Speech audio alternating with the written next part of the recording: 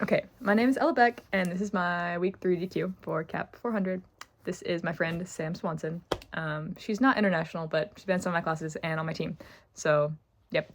The first question we had was find examples of competitive and cooperative moves that you would recommend if you were hired as a consultant for a firm in an industry of your choice.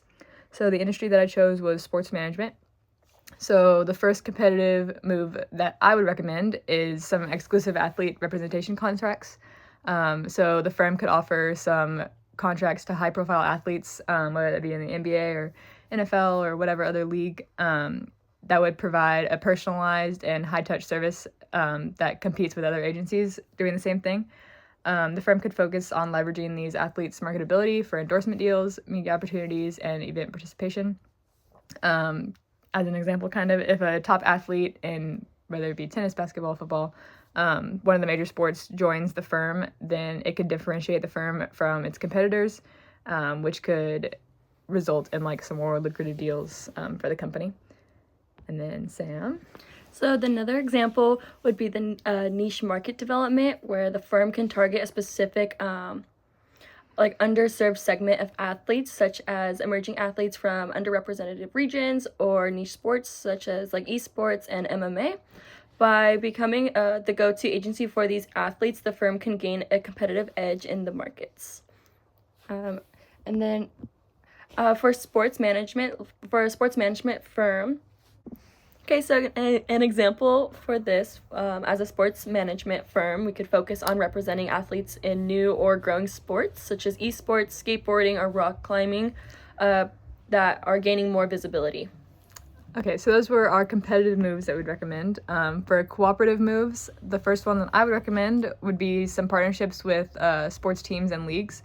So the firm could form strategic partnerships with other teams and leagues, kind of like I said, to manage whether it be event logistics, sponsorship deals, or other broadcasting rights. So those collaborations would help both parties to enhance their visibility as a brand and also strengthen their marketing position. So as an example of this one, if a firm were to partner with like the NFL or the Premier League, one of the major football leagues, to manage their digital marketing and fan engagement, and then they could ensure high quality exposure while also sharing revenue from the increased engagement with the league itself. Nice. So another example would be like a joint ventures with media outlets. So a cooperative move would involve forming a joint venture with a major media outlet such as like ESPN, Netflix, or YouTube to create exclusive sports content, documentaries, or live content streaming services. This move would give both partners access to broader audiences and new revenue streams. So an example, for a sports management firm, we can work with Netflix to produce a documentary series on a famous athlete, splitting production costs and sharing with revenue generated from the show's viewership. Okay, so that was all for the first question.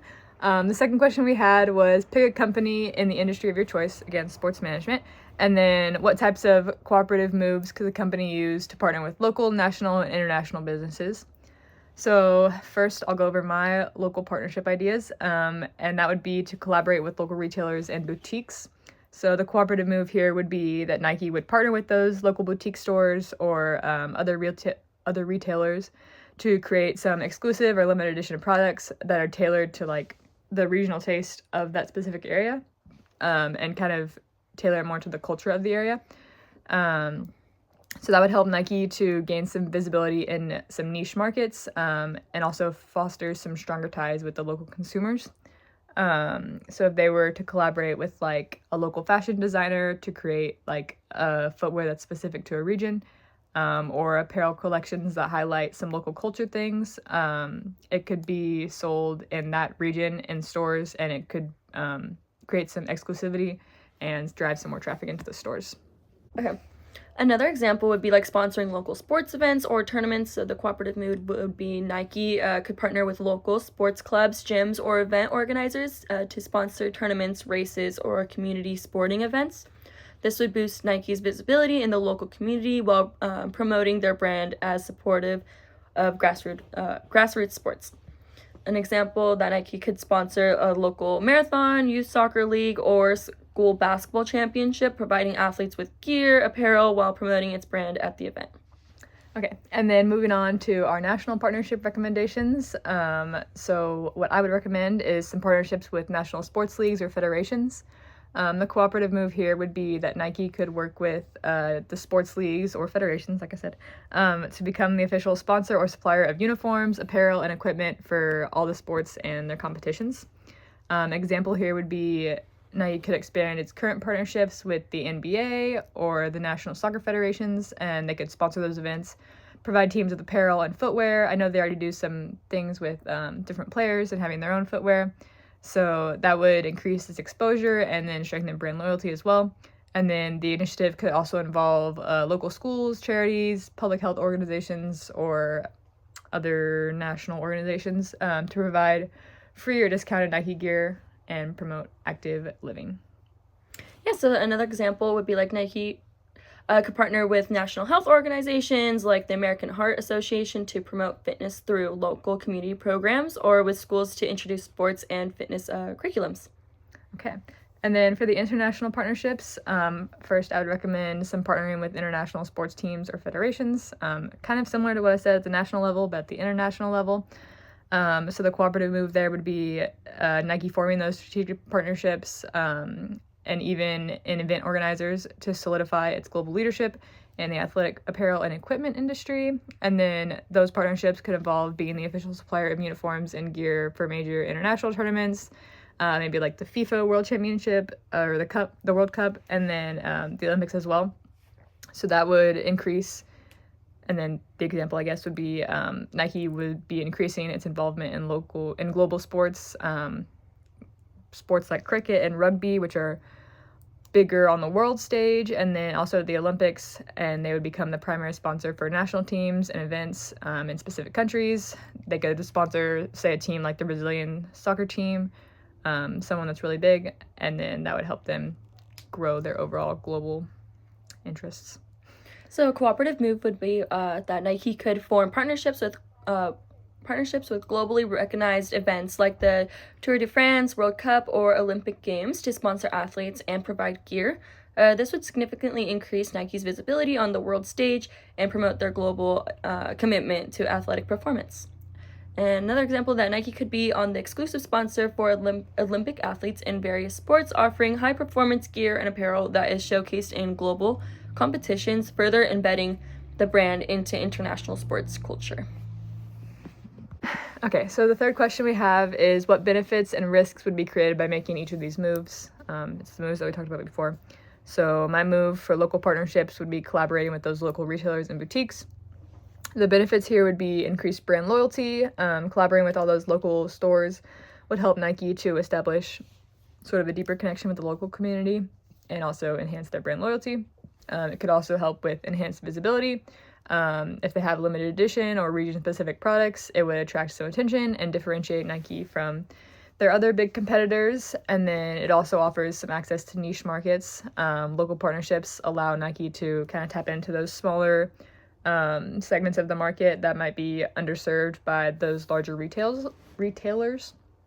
Risks here include brand dilution. So if partnerships lead to an oversaturation of the market with Nike products, it would kind of make them less exclusive and their appeal wouldn't be the same. We also have operational complexity. So Nike would have to manage all of these relationships with their smaller local partners. It would make the supply chain a little bit more difficult and lead to some logistical issues probably. And then there would also be an issue of inconsistent branding. So local boutiques might not maintain the same standards that Nike expects of their partners, which would lead to some customer experiences and perceptions being a little bit lesser than they're used to. Nice. So another example would be sponsoring local sports events or tournaments. So the benefits for this would be community engagement, sponsoring local events that strengthens Nike's relationship with local athletes and sports team, creating goodwill and brand affinity. Another benefit would be targeted marketing, which enables Nike to reach specific geographic areas and demographic segments more efficiently. And then positive brand image. It also showcases like Nike's commitment to supporting grassroots sports, which can resonate with customers who value cooperative social responsibility. So some risks for this would be like brand association with small scale events. So if the event isn't well organized or gains negative attention, Nike could risk being associated with poor execution or failure. And investment in low return events, that means like smaller local events may not deliver significant returns in terms of like brand exposure or new customers. Okay, next we'll go over our national partnerships ideas. So mine was partnerships with national sports leagues or federations. The benefits here would be the brand association with professionalism. So national league sponsorships enhance Nike's association with their top tier professional level sports, which is a good place to be.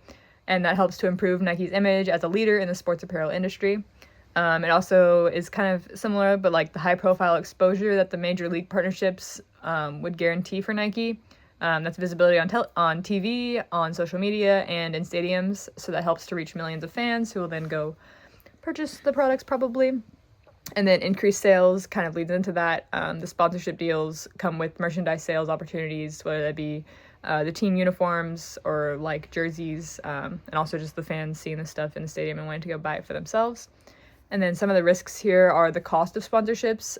Those high profile leagues, they have like a substantial financial commitment that's needed from Nike, and the returns there might not be immediate, so that can be a little bit difficult to start off with. And then there's also the risk to the reputation. So if the sponsored league or federation faces a scandal or controversy, again, Nike would be like caught up in the middle of that, whether it be corruption or doping, anything like that. Nike would be negatively affected by association. And then also exclusivity clauses. So Nike could face contracts that limit their flexibility in working with other organizations or brands if they choose to enter into one with such a big league. So for corporate social responsibility initiatives, so like these benefits would include like enhanced corporate image. CSR programs reinforce Nike's commitment to sustainability and community involvement, improving public relations and consumer perception. Another one would be like long-term customer loyalty. So consumers who align with the Nike CSR values are likely to become loyal advocates for the brand. And employee engagement, CSR like initiatives can also improve like employee morale and recruitment, especially among younger socially conscious workers.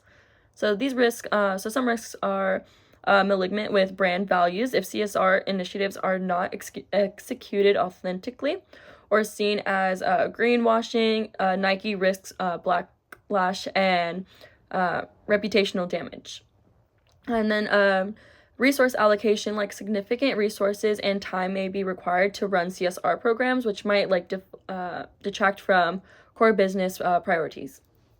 Okay, and then lastly, we have the risks and benefits of the international partnership ideas that we had. First, I had the partnering with international sports teams or federations. The benefits here would be, again, global visibility. When Nike partners with those globally recognized teams or events, it provides Nike with unparalleled exposure, and then also to a more international audience. There's also the prestige and credibility that come with it. So again, when Nike aligns with those top tier teams and federations, it kind of reinforces their image as a premium and professional brand, which is again just good for business at the base level. And then brand loyalty as well. Successful athletes and teams that have a loyal fan base would help to drive some long-term customer loyalty to Nike products.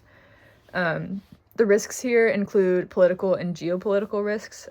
So if there are partnerships with international teams, it can expose Nike to some political instability or tensions between countries if there's like boycotts or bans going on. There's also some sponsorship saturation. So if Nike sponsors too many teams or athletes in the same sport or market, then it could kind of dilute the effectiveness of the sponsorships. Being like if people begin seeing the Nike logo everywhere, they're not going to notice it as much. And then it also dependent on athlete performance. So the success of an athlete that Nike endorses could like really heavily affect how Nike is viewed, it's an unpredictable thing. Another example would be sponsorships and partnerships with international events. So these benefits include like massive global exposure. The international events like the FIFA World Cup or the Olympics provide unparalleled global visibility to millions of viewers across different markets. Another example would be like brand association with excellence. Being associated with prestigious events enhances Nike's image as a top-tier brand for elite athletes and sponsors enthusiasts. Another benefit would be increased revenue, where event sponsorships often include opportunities for Nike to sell branded merchandise and engage in promotional activities. So some risks include like high costs, such as like sporting league international events involve significant financial commitments, and the return on investment may not be immediate. And then event-related controversies, any issues such as like corruption, scandal, or political boycotts like surrounding the event could reflect poorly on Nike's brand. And then oversaturation, sponsoring too many events could dilute Nike's impact and make its involvement seem less exclusive. Okay, and that is all we had for the DQ. If you made it this far, congratulations. I know it was long. That's it. Goodbye.